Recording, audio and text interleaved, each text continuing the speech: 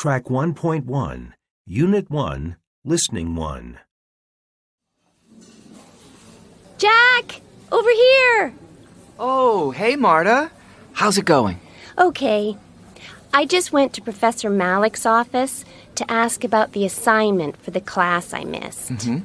He says we're supposed to evaluate a product using the design principles of Dieter Rams.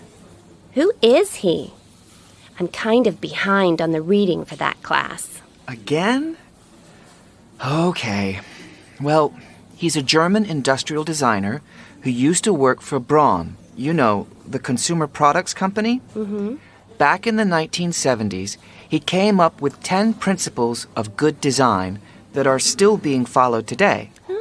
Like, for example, a good design is innovative, long-lasting, environmentally friendly, and the most important one, I think, is that it should make the product understandable. He doesn't believe in designs that have a lot of unnecessary features. You know, the classic Braun calculator?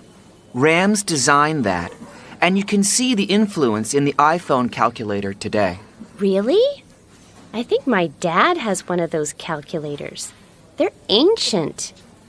He's not very good with technology, so I guess it must be fairly understandable. Anyway, have you chosen a product to evaluate for the assignment yet? Yeah, a door. A door? Yeah. The door to that college library, to be exact. Look, here's a photo. Can you see the problem? No, not really. Look at the handle. Are you supposed to pull or push it? Well, it's not clear. See, that's the problem. It's not clear. The handle is vertical, so naturally you want to pull on it. But that's not how it works.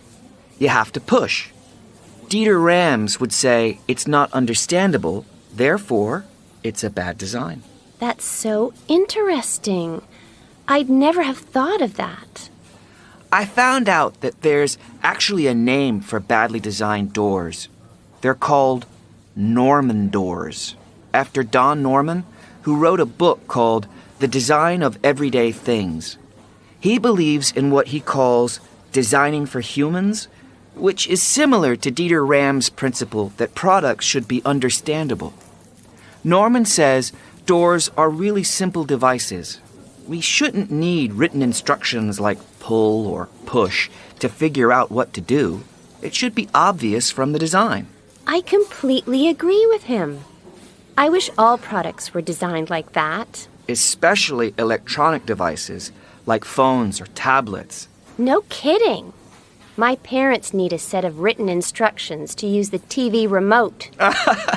Yeah, mine can't operate the microwave. Well, to be fair, I got a new coffee machine a few months ago, and I still don't really understand how to use it. It's got lots of great features, but I seem to spend more time reading the instruction manual than I do drinking the coffee. Yeah, that's just bad design. Complex equipment doesn't need to be difficult to use. True. What am I going to evaluate for this assignment? Try to think of something that is attractive but also functional. Yeah, I need something simple.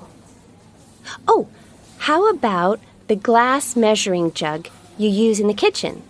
You know, the thing that has ounces and milliliters printed on the side so you can measure liquids or dry foods like rice? Well, it's certainly useful. Right.